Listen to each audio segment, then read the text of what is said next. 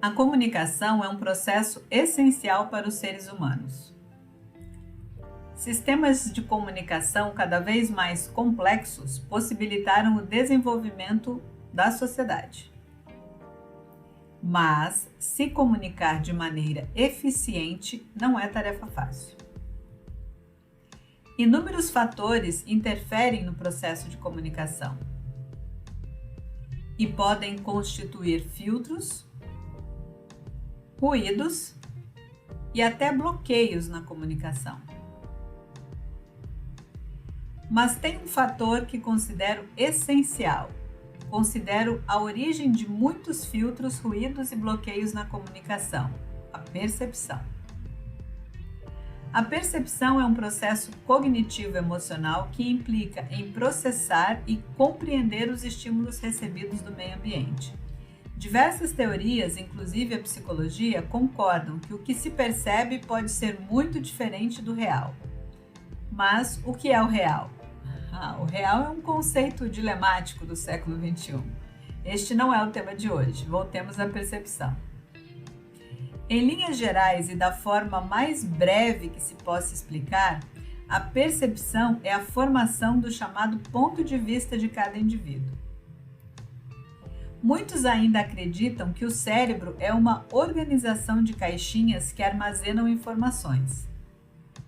Mas o cérebro é um complexo sistema no qual cadeias neurológicas se formam a partir de estímulos vindos do meio ambiente através dos órgãos sensoriais. As cadeias neurológicas se formam ou são abandonadas, neurônios morrem e outros os substituem na chamada plasticidade neurológica. E tudo isso vai modificando nossa percepção, nosso ponto de vista acerca de determinadas situações. Diariamente recebemos um número incontável de estímulos, mas isso não significa que vamos introjetar e processar tais estímulos exatamente como nos chegam.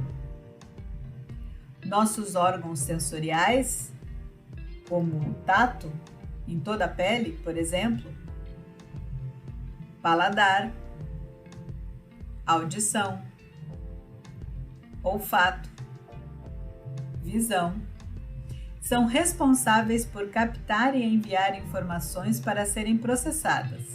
Ocorre que o processo começa no próprio órgão sensorial, pois, dependendo da condição do órgão, a informação enviada já não corresponde à realidade.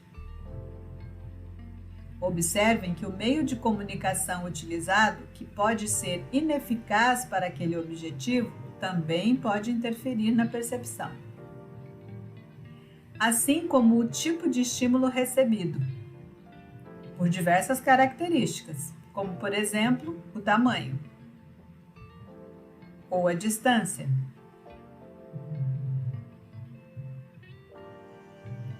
A textura, a nitidez e o colorido.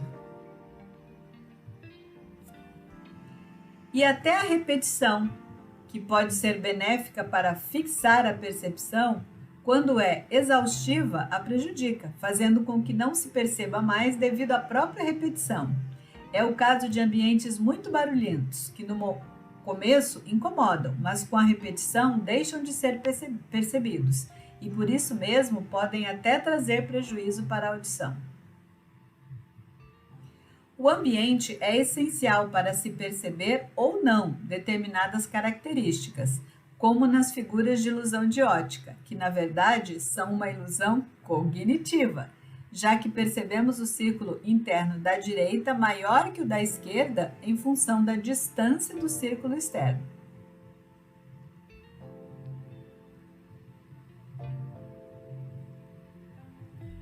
Neste caso, é o fundo comparativo que provoca a ilusão de que os círculos são de cores diferentes.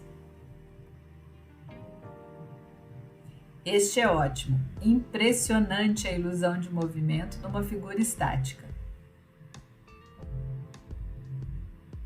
Assim como esta, onde os pontos pretos ficam piscando e quando fixamos nosso olhar em um dos pontos, percebemos que não há pontos pretos. Isso indica a necessidade de foco, de concentração para que a percepção possa ser o mais próximo possível da eficiência. Para os alfabetizados, um desafio impressionante.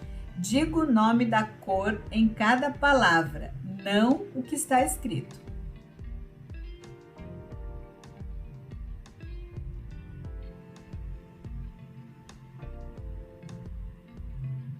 Difícil? Não só para você, não se preocupem. A explicação está no fato de que o lado direito do cérebro tenta dizer a cor, mas o lado esquerdo está lendo a palavra, demonstrando que o processamento da percepção sofre a interferência de diversas situações. Nesta arte, o artista holandês Escher é o maior expoente. Assim como a teoria psicológica Gestalt, perdoe-me a pronúncia, não falo alemão, que foca no aqui e no agora, e para isso estuda a forma das coisas a partir da percepção. A Gestalt criou muitas dessas imagens de ilusão de ótica, na verdade ilusão cognitiva, como esta, a clássica faces ou taça. A Gestalt defende que, para ampliarmos nossa percepção, precisamos fazer um exercício de olhar o todo e as partes. Não nos fixarmos somente nos detalhes, mas tentarmos perceber, compreender o todo e vice-versa. Como nesta imagem, que o todo é facilmente perceptível como um quadro de folhas outonais.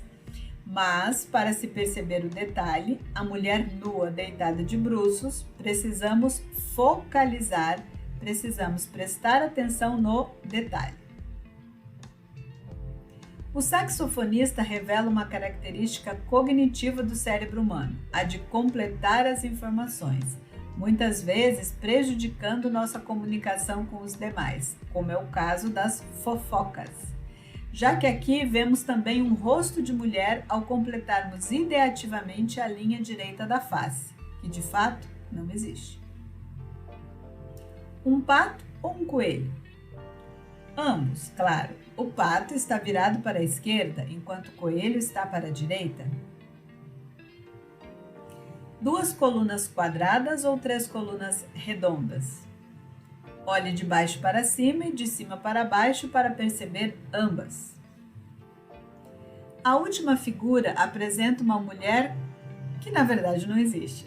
O que percebemos como uma mulher é de fato o que sobrou da parede branca, combinada com a sobreposição de um vaso para formar ombro e cabelo, uma cortina que forma o dorso do lado direito, um gato que forma o dorso do lado esquerdo, uma taça que dá a impressão de nádegas e as pernas que são meias estendidas no varal do lado de fora da janela.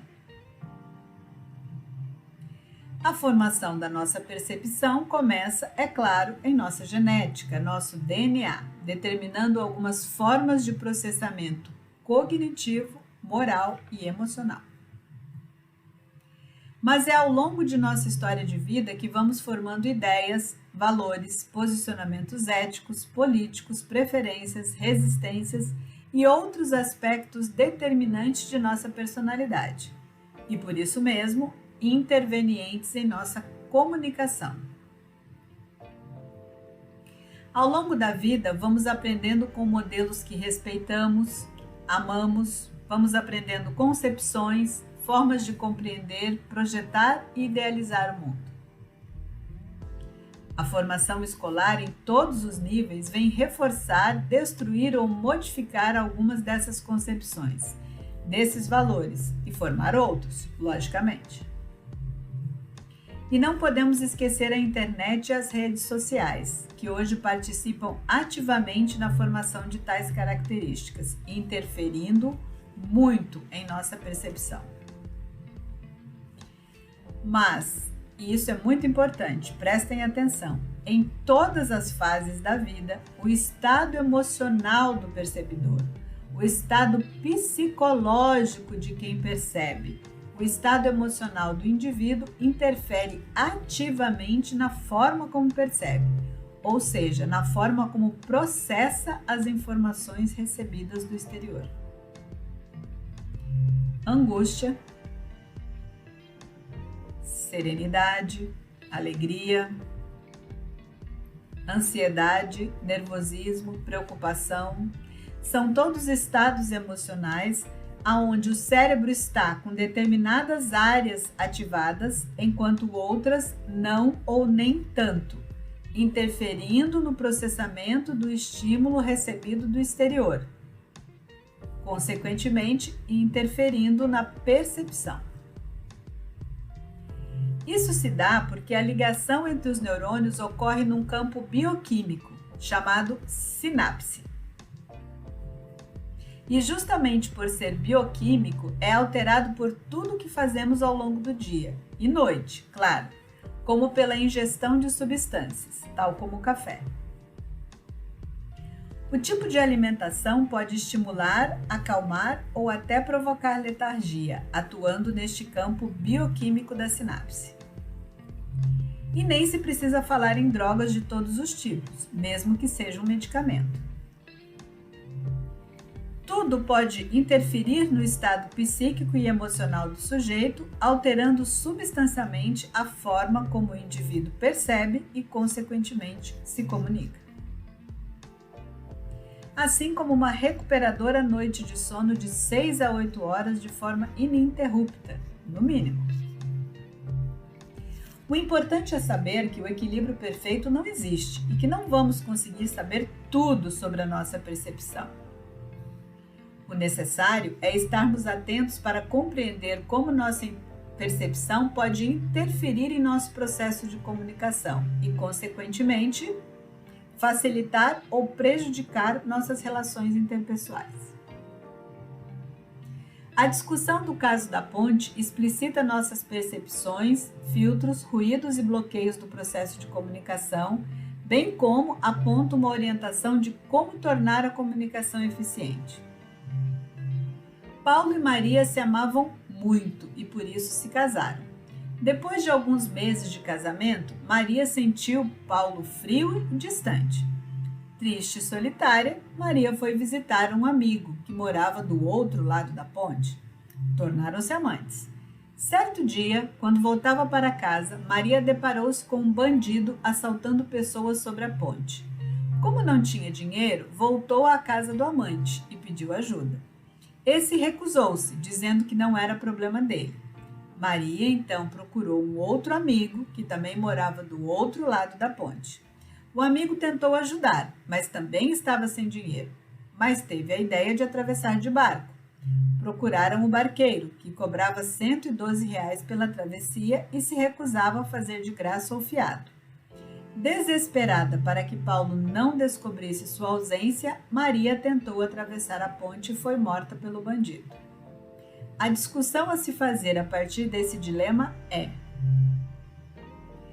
quem é a pessoa mais culpada pela morte da Maria? A mais culpada.